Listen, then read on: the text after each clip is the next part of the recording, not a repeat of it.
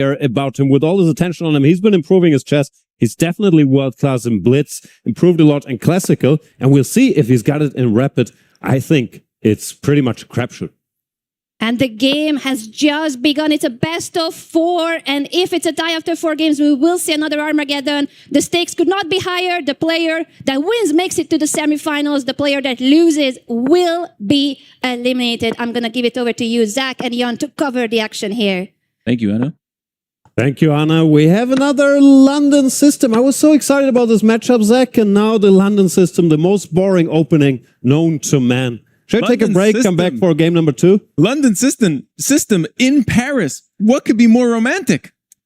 I don't get it, too. What's good about that? 2 big cities. Oh, wow. I feel it's very poetic. Why not the Berlin Wall? Berlin Wall is more of a darker time in our history as humans. I feel like these 2 inaugural cities, Paris, London, what makes for a more beautiful and poetic match? Tell us more. What is this position? The Black Queen is out. White has given up on the center. He's moved his bishop twice. They're breaking all the rules. I was taught, you bring your pieces out, your castle, you fight for the center. They aren't doing any of that. Well, maybe we'll see the fight for the center very, very soon, as Alireza Firouzja might play this pawn to c4 move, attacking Black's pawn chain. He could do that, but he goes for pawn to b4. That's, in chess, they call it the orangutan. Orangutan would be on the first move. However, this is about 10 moves in now. So you should have played before is what you're saying. Before, previous, we don't know. And now we see that c4 move, classic to attack the Black pawn chain. Yeah, even though this is fairly non-standard stuff, it looks reasonably balanced to me. White eventually has to finish development, meaning get his bishop out, castle with his king. And then this pawn structure always has the tendency to simplify. If either side exchanges these central pawns, we are left with a pretty symmetrical pawn structure. So what Alireza Firouzja, the man with the golden glasses, has to do is make use of the white pieces, create a slight initiative by using his tempi, attacking some piece in the black camp, because if not, this will just fizzle out to a draw. Everybody hates draws. Exactly, he has to create something. There he here. goes, knight to d4, center. Threatens another knight jump to b5 to target the black queen and the bishop. But Hans Niemann is going to spot that. Maybe advance his pawn a little bit, cover that square. Yeah, and we have that close-up shot of Alireza right there, who is dialed in, absolutely focused, with a very low heart rate at this point in the match, which is very interesting. Yeah, way below 100. Normally, we only see such numbers from the Iceman Arjun Erigaisi, who was in the other quarterfinals. He was at like 58. I've never been at 58 in my life. I don't even think that's humanly possible, let alone for your superhuman tendencies. Yeah, so Hans Niemann, taking a moment here to think it through, chewing his gum, and he has to cover that square on b5, or we would assume, because if you allow that knight jump, yeah, there he goes, advances the pawn. Little slow, but he's gotten there in the end. Pawn takes, and black normally wants to recapture with a knight here. Yeah, he does it, because if you take with the pawn, you end up with some weaknesses. Alireza keeps playing very directly. He still hasn't developed his king side. His king is in the middle. He's trying to make something happen before. Very funny. We've seen this similarity in that last match that we covered. Nordebek kept delaying his kingside castling. Why do you think that is? Sometimes there's more important stuff to do. I mean, these are the best players in the world. They know you're supposed to bring your king into safety. But if you just get your pieces out, your opponent gets his pieces out, you shake hands, there's not much happening. So he's trying to generate some action here before by targeting the black queen, invading there on the queen side, but doesn't look like he got very far. I think Hans is solid. Hans is solid indeed as he completes his kingside castling there. Yeah, it's time for Alireza to catch up in development, also bring out that bishop and bring his king to safety. Or does he have other ideas? Could he jump with the knight, attack that bishop? Ooh, that knight jumping to the center of the board or to the square c4, attacking this bishop. Not sure how much it does, frankly. The bishop is going to go away. Get these pieces out, Alireza. Yeah, that bishop must develop.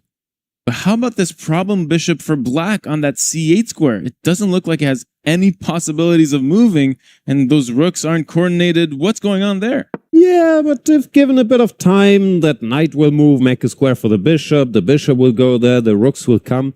It's very much about keeping it cooking here quickly for Alireza. If not, black will just stabilize and be comfortably equal. And he does it, that bishop.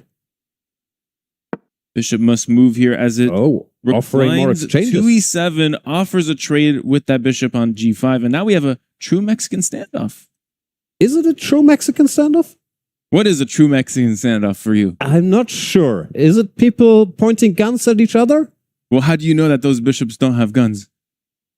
I don't know. Let's be serious, Isaac. This is an important match. Bishops with guns. You know, you're really pushing it. Alireza has guns. He's hitting the gym. That we know. Hans being very, very solid here. I'm still wondering how white can make anything out of this tiny initiative that he has. He could exchange the bishops, ending the standoff, then jump with his knight into the heart of the black camp there on d6. But it doesn't look like it achieves all that much. Everything's protected. And seems like Alireza is taking some valuable time off his clock to solve this decision. Such a good feel for the initiative. Alireza Firouzja, the second youngest player to ever reach 2,700, the youngest player to ever reach 2,800. Because in chess, 2,800 is a sign of super, super elite. Only a few people have done it. Alireza did it as a teenager. Then he said, you know what?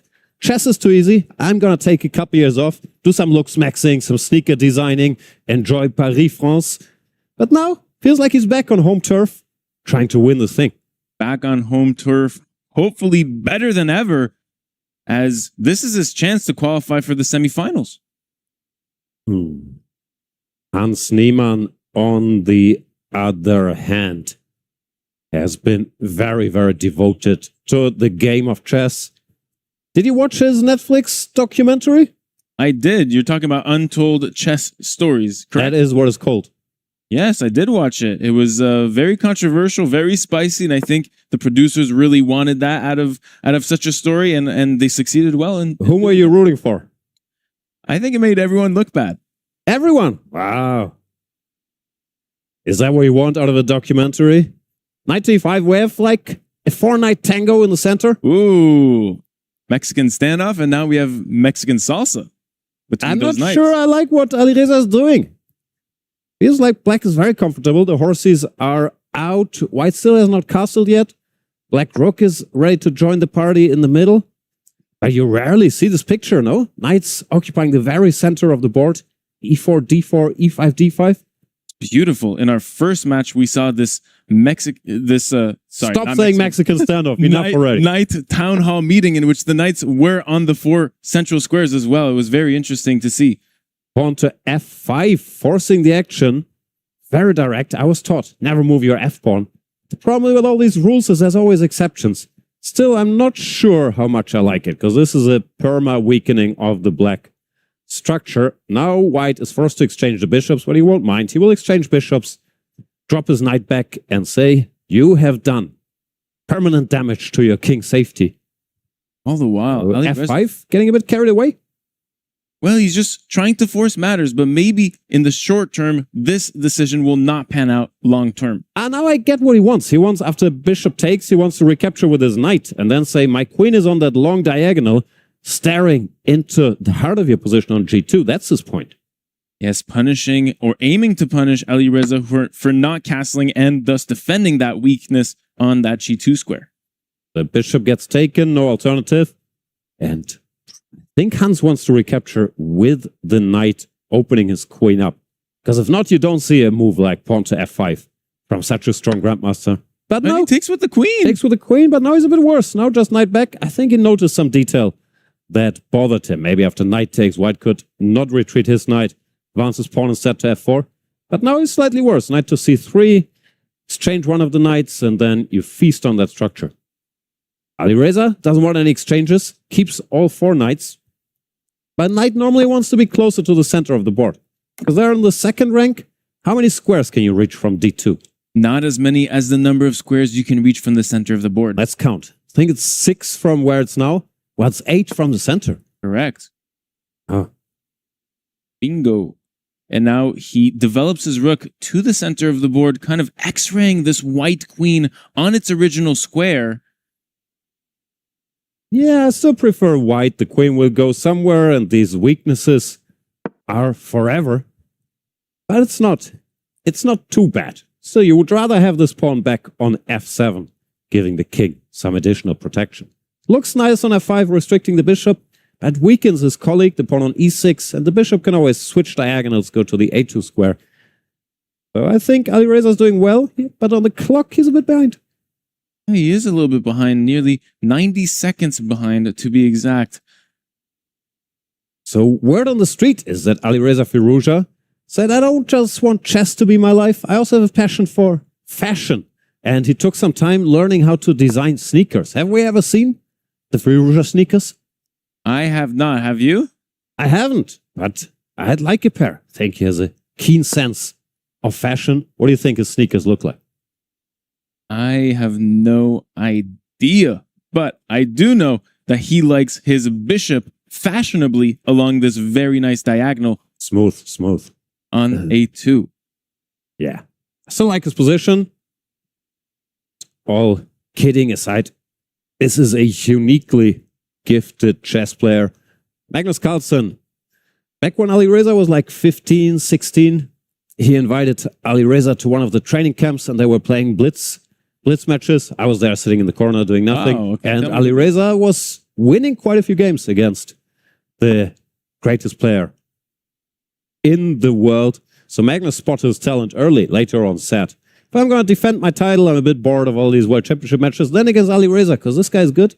But somehow it didn't happen for Alireza. He didn't do well qualifying for that title, took some time off, didn't play a lot of tournaments. Do you think he can still become world champion?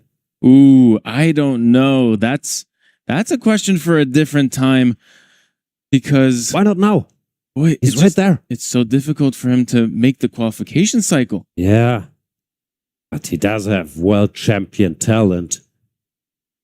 As for the position, he's been a little slower, but he's fast, of course, so we don't need to worry that much. I'm so surprised at how Alireza can keep his heart rate so low despite such a tense match situation. Really, really is some veteran presence. He's been playing these types of blitz, bullet formats, no increment. Ooh! Pawn to g5. Not what we are taught in chess school, exposing his own king even further to go for a counterattack.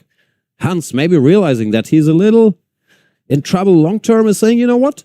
I'll go for the initiative, try to make up for it. And this might be a very good decision. I don't think Alireza saw pawn to g5 coming. I love this ambitious try by Hans Niemann, trying to create havoc on the white king with this pawn storm. Alireza saying, all right, calm down, let's exchange. Couple horses. Lower the temperature a little bit. So you do want trades when you're getting attacked, n'est-ce pas? Apparently, but Hans Niemann is saying, merci beaucoup, let's keep the knights on the board. Alireza saying, okay, if not knights, maybe queens on that long diagonal. Maybe we can make a little trade there. Maybe Hans will yet again say no, put his pawn in the way. This is already a very different match than the last one we saw with all these very high-level technical draws. This is a bar fight. Yes, this is a bar fight, sharp as can be. Grab your tools now. It's a very interesting struggle, particularly in this position, because you see that the white king has 0 defenders, so it's perfect to be attacked, but white is slowing down that black attack by threatening to trade pieces, trade queens. Yeah, I think Alireza has enough initiative to make it difficult for Hans to keep it going. Right now he's threatening. Knight takes pawn on e6, and the queen cannot recapture because there would be a pin on the long diagonal. So Hans has to answer that threat. And how do you push I think your you go pawn pawn to up? e5 to block that diagonal. I'm not sure if there's other options. He's clearly thinking about something. But that looks to be the obvious one. The king could also sidestep, but that would mean the king is on the same diagonal as that bishop again, which typically you do not want. Could be some tactics, like some knight jumps. Oh, he blundered! He missed it! He missed the threat! Oh my goodness! This might be a decisive game! And this is it. Alireza Firouzja very has the trivial game on tactic, his hands, and he he's plays done it. it, of course. Hans This Niemann is a so giant blunder distraught. at this level, using the pin. And it's not just the pawn, because this knight, which will survive, also attacks both of the black rooks, so it's instantly resigns. This is a mega blunder by Hans Wow. Niemann, who cannot believe his move. This is insane. We don't see this at this level, but he was so focused on his attack, allowing a reasonably simple tactic. The queen cannot take the knight because the king would be attacked. And Oh my he does God, and he resign. resigns on move 26. Alireza wins this game so quickly. Yeah, we haven't seen that much. We've seen mouse slips and time travel drama, but here, in an equal position with 4 minutes on the clock, to allow a knight fork like that. Just a flat out blunder.